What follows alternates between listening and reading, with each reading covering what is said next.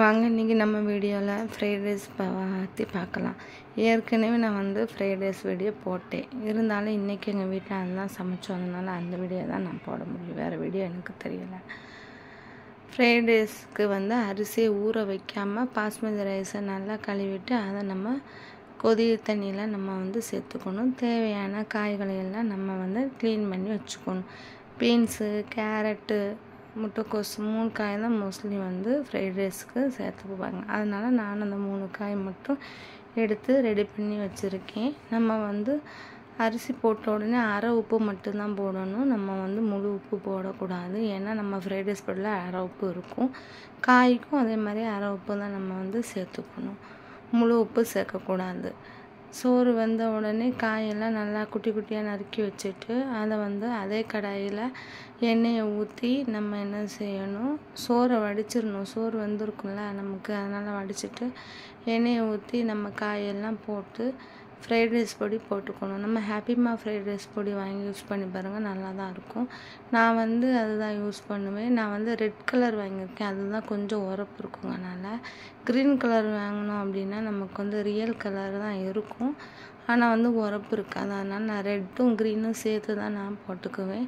இதுலேயும் உரப்பு பத்தலை அப்படின்னா நம்ம வந்து பெப்பர் பொடி சேர்த்துக்கலாம்.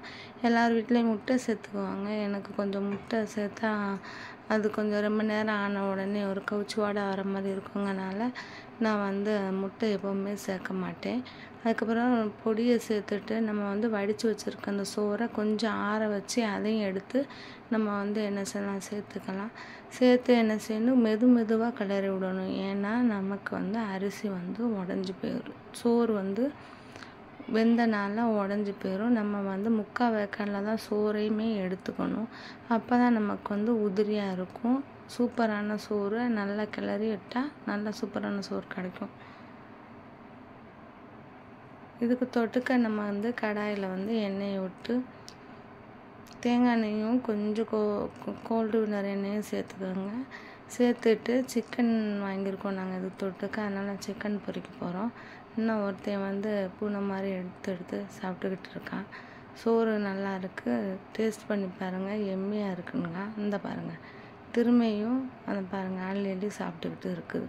பசிக்கு தான் லேட் ஆயிடுச்சு, அதனால் அதுவே வந்து கிச்சனில் சாப்பாட்டை எடுத்து திறந்து சாப்பிட்டுக்கிட்டு எம்மியாக இருக்குது, டேஸ்டியாக இருக்குது, ட்ரை பண்ணி பாருங்கள் அப்படின்னு சொல்லிக்கிட்டு இருக்கு. திரும்பியும் பாருங்கள் சாப்பிட்றத பாருங்கள், அள்ளி தின்றோம் அந்த பூனை மாதிரி.